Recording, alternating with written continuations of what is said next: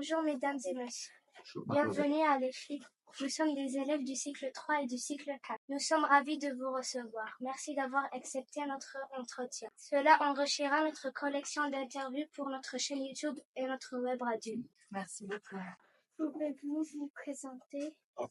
Alors, bonjour, je suis Grégoire, je suis l'envoyé spécial du ministre pour la nutrition. Bonjour à tous, je m'appelle Éléonore Carrois, je suis députée à l'Assemblée nationale et je représente les Français qui vivent à l'étranger, comme vous et vos parents, certains d'entre vous en tout cas. Quel est votre parcours universitaire?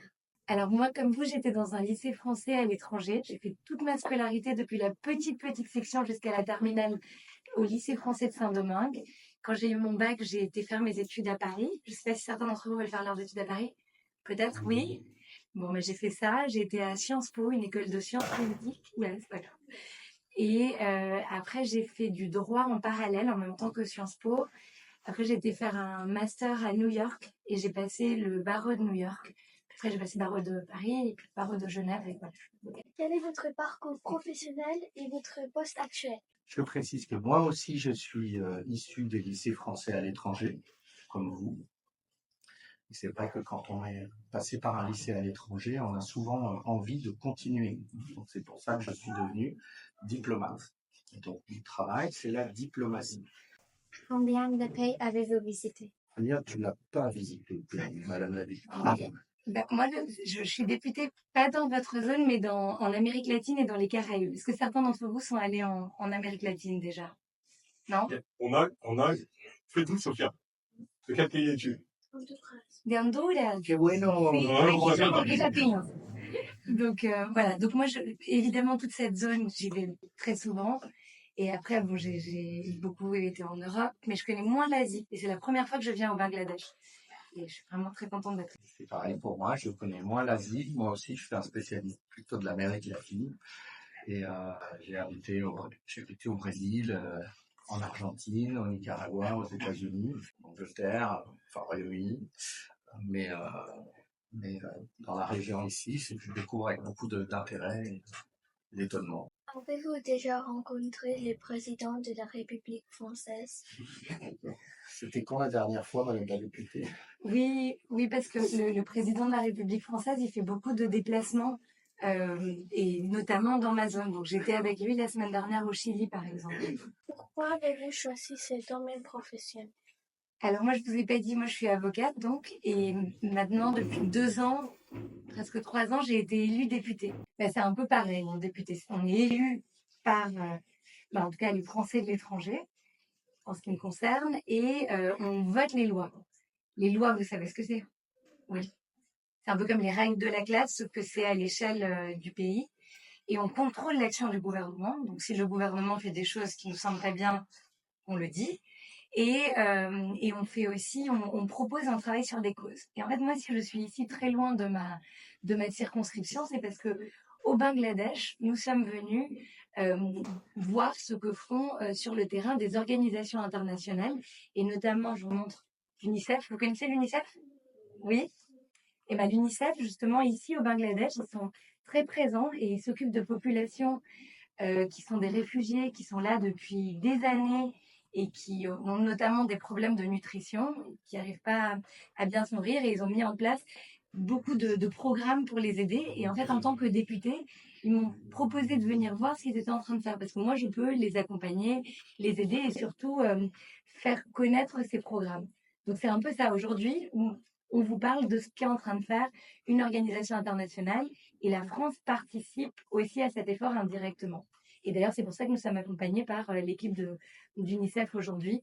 Et on a vu les équipes d'UNICEF sur le terrain qui sont justement en train de mettre en place ces programmes. Donc, je suis partie un peu loin de ta question, mais la réponse, c'est pourquoi je fais ce métier, parce que c'est passionnant, parce qu'on rencontre des gens de tous horizons et parce qu'on peut s'engager dans des causes qui vous tiennent à cœur, comme la nutrition. Pourquoi êtes-vous au Bangladesh aujourd'hui? Le Bangladesh, c'est un pays qui a des difficultés à cause de différents sujets. Il y a, dans un pays voisin, il y a une crise, des affrontements, il y a des gens qui sont poursuivis, donc ils sont venus se réfugier au Bangladesh.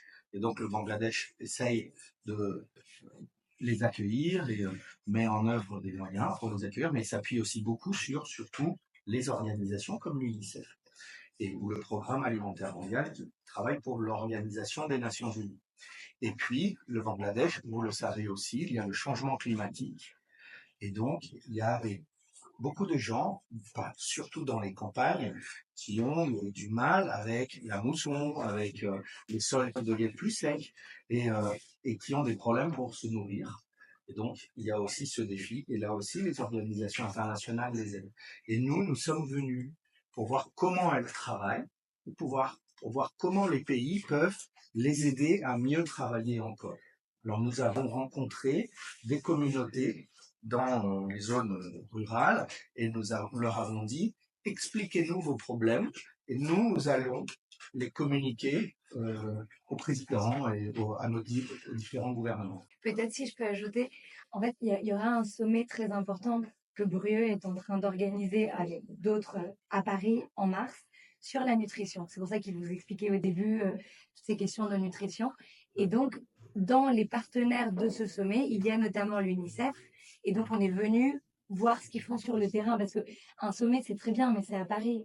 Je veux dire, il y a plein de gens qui vont venir, ils vont pas voir ce qui se passe concrètement et comment on peut aider concrètement pour que des personnes qui n'arrivent pas à bien se nourrir, qui ont des problèmes de malnutrition, puissent ne plus les avoir. Et donc nous, le fait de venir au Bangladesh et de voir très concrètement non seulement les problèmes, mais comment des solutions existent, ben, ça nous donne déjà des idées, des choses qu'on peut dire, qu'on peut expliquer et qu'on peut aussi vous expliquer à vous et au public en général. Donc. Parlez-vous dans d'autres pays pour cette mission?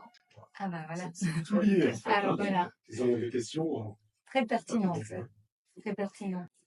Alors, oui, parce que Brieux, donc vraiment, il est sur le sommet, sur cette mission. Moi, je travaille de manière plus générale sur les questions de nutrition et d'alimentation, disons, dans plusieurs pays. Et j'ai été dans beaucoup de pays d'Amérique latine où il y a aussi des problèmes très similaires aux problèmes qu'on rencontre en Asie, même si c'est à l'autre bout du monde, finalement, on se rend compte que le problème d'attribution des ressources, le problème de nutrition, il y a aussi un vrai problème en France notamment et dans des pays dits développés, c'est la surnutrition ou la malnutrition. Vous savez combien il y a d'enfants qui sont obèses en France? À peu près. Combien? Dans l'école, dans ma Ah, dans trois classes. Ah, dans ta classe. Il y a à peu près un enfant français sur 5 qui a des problèmes de surpoids ou d'obésité.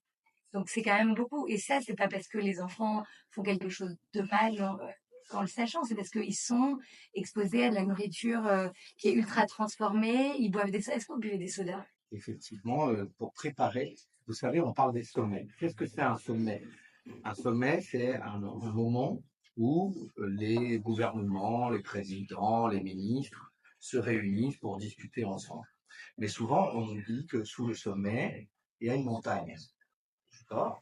Et nous, notre travail dans l'équipe qui prépare le sommet, c'est de grimper cette montagne. Et qu'est-ce que ça veut dire grimper la montagne? C'est aller voir les autres participants qui montent vers le sommet pour travailler ensemble. Et donc, ça veut dire faire des voyages aussi. Nous sommes allés en Amérique centrale, nous sommes ici au Bangladesh, nous irons à Madagascar, en Afrique du Sud, et pour discuter des solutions et puis essayer de mobiliser les banques, les gens qui peuvent donner des sous pour aider des organisations comme l'UNICEF à travailler encore plus. Quelle solution avons-nous pour régler le problème de la malnutrition? Est-ce qu'on peut plutôt vous poser cette question? Qu'est-ce que vous pensez qu'il y a comme solution pour régler le problème de la malnutrition? Qu'est-ce qu'on devrait dire Oui, parce que nous, en fait, on est là pour vous écouter, puis ensuite dire au sommet proposer des idées. Est-ce que quelqu'un aurait une idée? Qu'est-ce que vous pensez qu'on peut faire pour améliorer, en fait, le problème de la malnutrition dans le monde, au Bangladesh? Vas-y. Ne pas consommer beaucoup de nourriture. On mange juste ce le corps en a besoin. Ça, c'est une très bonne réponse. Effectivement, c'est une éducation à l'alimentation qu'il faut faire pour savoir ce dont on a besoin, parce que parfois, les gens qui mangent trop, c'est parce qu'ils savent pas exactement, ou alors ils mangent du riz et des pommes de terre dans un même repas. Est-ce qu'on devrait manger du riz, des pommes de terre et du pain dans un même repas? C'est effectivement important, mais il faut qu'on regarde aussi ce qu'on mange. Alors, c'est bien de manger naturel. Il y a plein de choses qui nous intéressent beaucoup quand on va au supermarché. Par exemple, moi, j'aime bien manger les chips. En fait, quand on regarde la composition, ben, ça s'appelle des aliments ultra transformés. Donc, ça veut dire que c'est fait dans des usines. Est-ce qu'on a vraiment besoin de manger ça? Voilà. Donc, on peut bien se faire plaisir de temps en temps, mais il faut faire quand même attention et avoir une nourriture bien variée. Hein. Et c'est aussi l'une des solutions qu'on essaye de pousser. Parce que, vous savez, surtout pour les tout petits, pour les bébés, les 2 premières années de leur vie, c'est là que le corps se développe le plus. Le cerveau, et surtout le cerveau. Et donc, c'est important que les bébés, ils aient des aliments qui soient vraiment bien adaptés pour eux. Quel aliment est le plus consommé au monde? Ça, c'est une bonne question. Alors, je ne sais pas, mais un jour, j'ai entendu un important homme d'affaires qui travaillait pour une entreprise que vous connaissez tous, qui s'appelle Coca-Cola, et il a dit, mon principal concurrent, c'est l'eau du robinet. Ça veut dire que, après l'eau, c'est le Coca-Cola qui est le plus bu dans le monde. Et souvent, en Amérique latine, par exemple, qui est une région que la députée et moi nous connaissons bien, on voit des bébés avec, dans leur biberon, du Coca-Cola. D'accord? Pourquoi? Parce que l'eau du robinet, on ne peut pas la boire. Et souvent, les papas et les mamans mettent du Coca-Cola ou du Fanta dans le biberon. Ça arrive. Ça, c'est vraiment pas bon pour la santé. C'est comme ici au Bangladesh. Il y a des filtres, des fois dans les robinets, mais pas la plupart des maisons et des appartements. L'eau du robinet est non potable.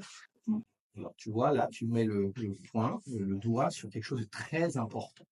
C'est qu'on ne peut pas avoir une bonne nutrition si on n'a pas de l'eau propre. Et donc, toute une partie de notre travail, c'est d'encourager les pays à donner aux familles, à leurs habitants, de l'accès à une eau propre et consommable. Quel est le but du International Congress of Nutrition en mars 2025? On a un peu répondu à la question, mais il y a plusieurs objectifs. Déjà, le premier, c'est de faire connaître cette question de la nutrition.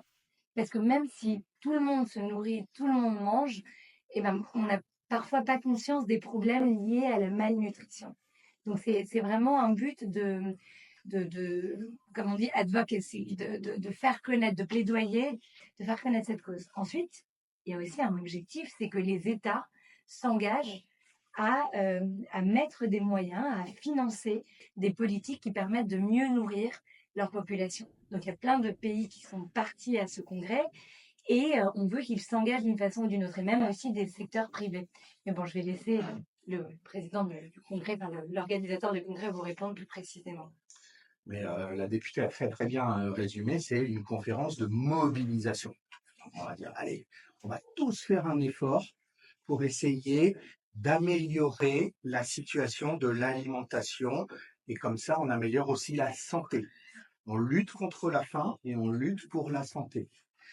Il y a plusieurs années, l'Organisation des Nations Unies a décidé que en 2030, tous les problèmes seront réglés. Et donc, il y a 17 objectifs. Vous voyez là, le petit broche que j'ai là, il y a 17 couleurs. Chaque couleur, c'est un objectif du développement. Donc, vous avez les objectifs du développement durable. Et donc, il y en a 2 qui s'appellent alimentation et santé. Et la nutrition, ça aide beaucoup. Mais ça en aide aussi 11 autres. Donc, ça marche. Et nous, on essaye de pousser pour que tout le monde prenne des bonnes décisions pour s'approcher le plus possible de la meilleure note. 20 sur 20, on n'y arrivera pas. Mais si on a un 16 ou un 17, on sera content. Et l'établissement étant dans le WFE, a été labellisé Développement durable. école Vous avez quel, tu vois? On est à la recherche des 3. Ah, bravo, bravo. Génial. Et c'est pour ça que vous avez les éco-délais. Bah oui, bien sûr. Surtout qu'on m'appelle ici, c'est plus difficile pour nous d'œuvrer avec les partenariats de ça, mais si la société en elle-même n'est pas encore prête au durable. Donc, on est en train de travailler, en fait, c'est une petite goutte d'eau, mais ils travaillent. Vous, qu'est-ce que vous faites alors comme initiative qui Les participe, éco-délégués les sont- éco-délégués? Les éco-délégués, il y en a? Allez, allez-y. Oui, qu'est-ce que vous avez fait comme projet? Les années précédentes, qu'est-ce qu'on a mis en place? On a essayé de faire du jardinage Ouais. et du compost. Après, on a essayé de équilibrer. On a essayé de respecter les codes couleurs des poubelles. Ok. Par exemple, Du tri. Mais voilà.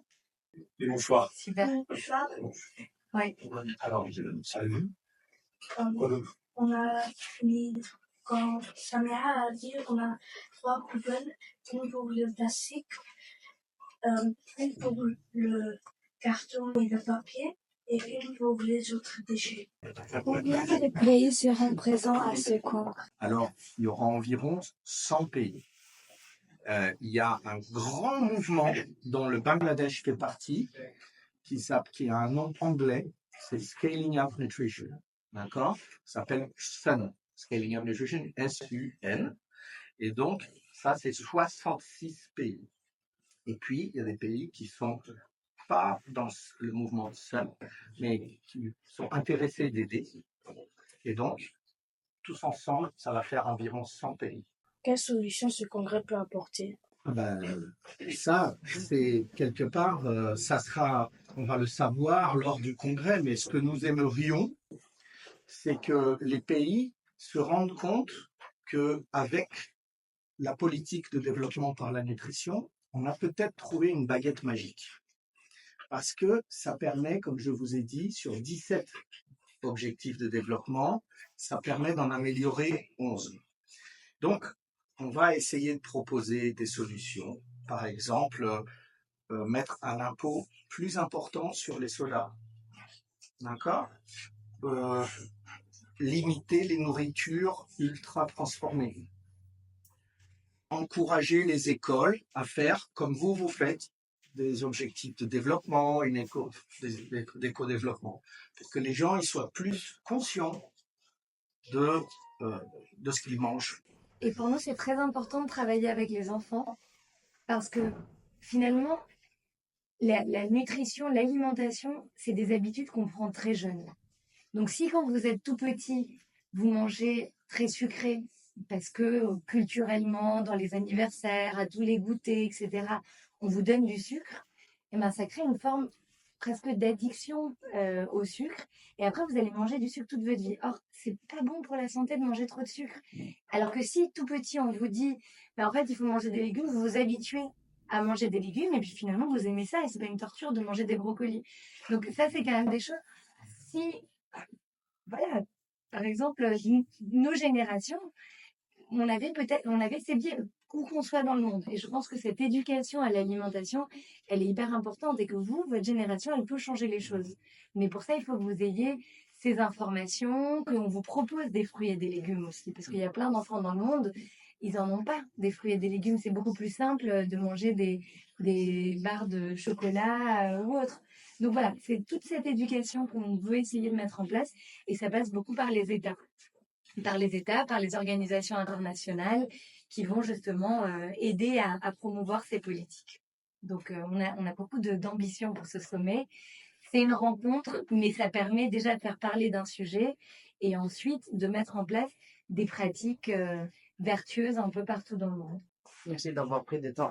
Bonne continuation. Merci beaucoup. Merci Bravo. beaucoup.